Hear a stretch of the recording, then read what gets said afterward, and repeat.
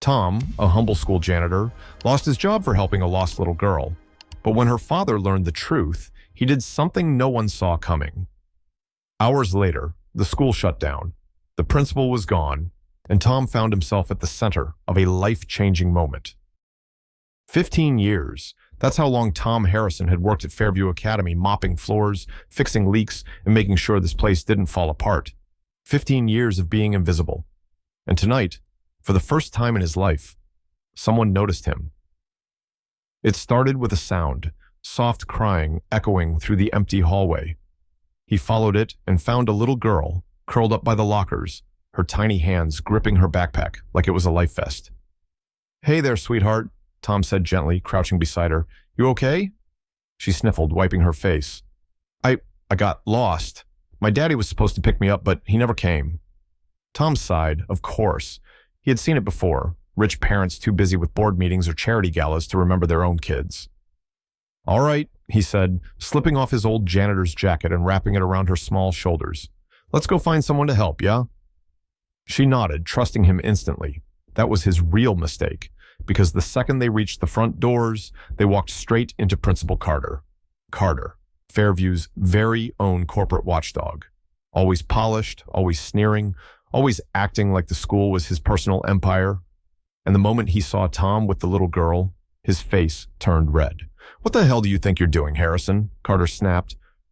"She was lost," Tom said evenly. "I was just... You were what?" Carter's nostrils flared. "You're a janitor, not security, not staff. You had no right to be with a student."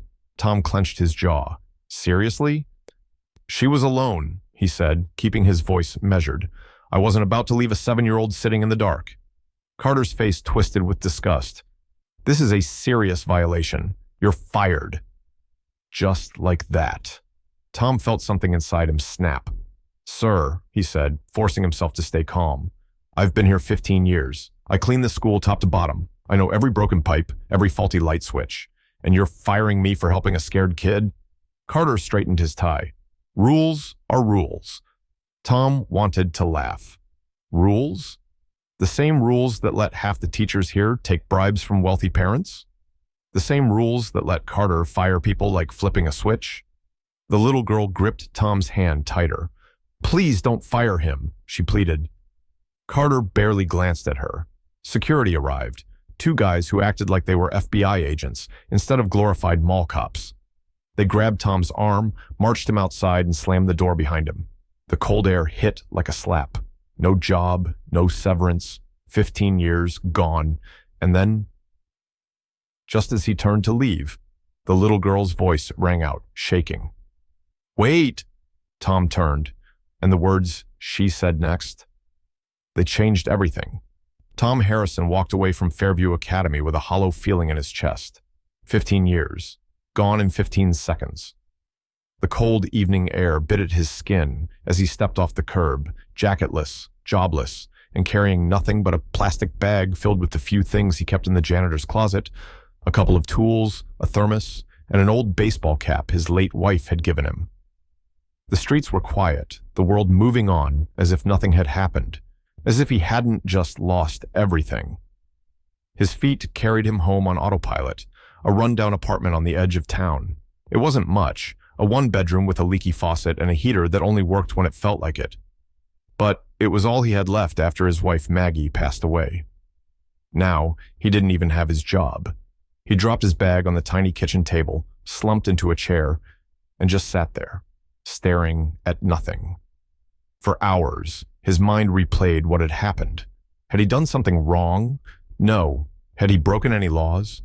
No. Had he deserved to be fired? Absolutely not.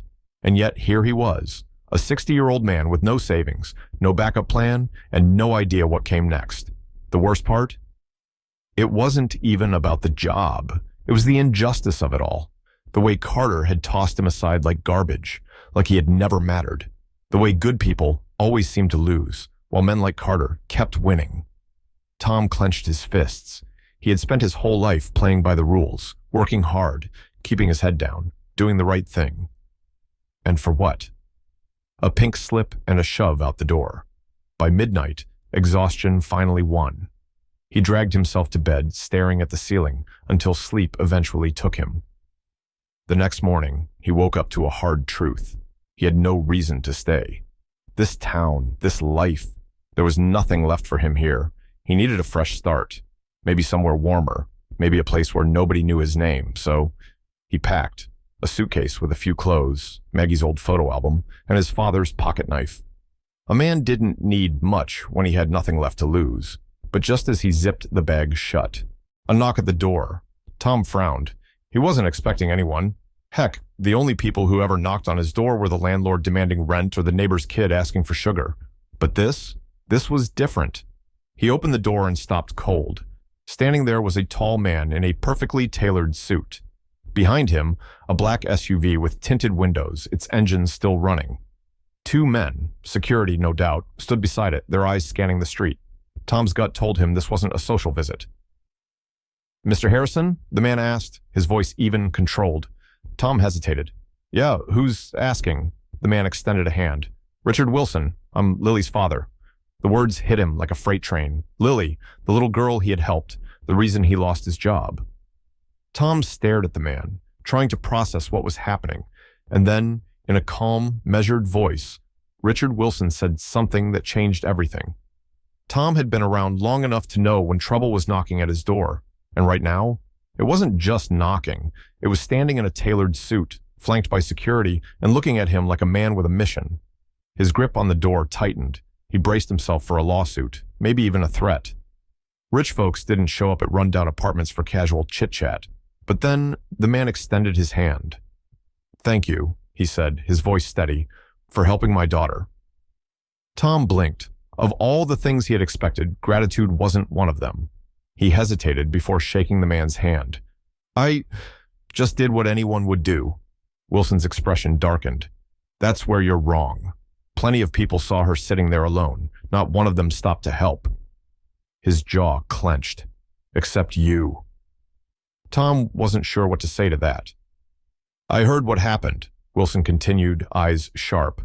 "You helped my daughter. And that excuse of a principal fired you for it?" Tom gave a slow nod. Wilson exhaled through his nose, something shifting in his gaze. It wasn't just anger. It was something more dangerous. Determination. "Then Carter just made the biggest mistake of his career." Tom frowned. "Forgive me for asking, but who exactly are you?"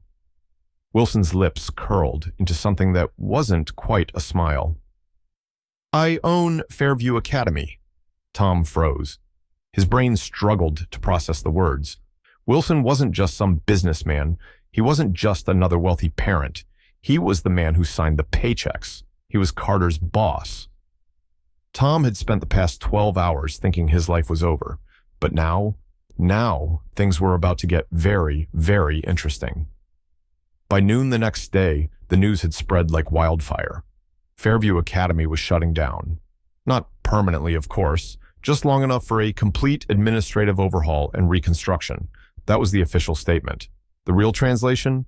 Carter was out, fired, gone, erased. Parents were stunned. Teachers whispered in the halls. Some of them were probably frantically updating their resumes, wondering if their cushy jobs were next.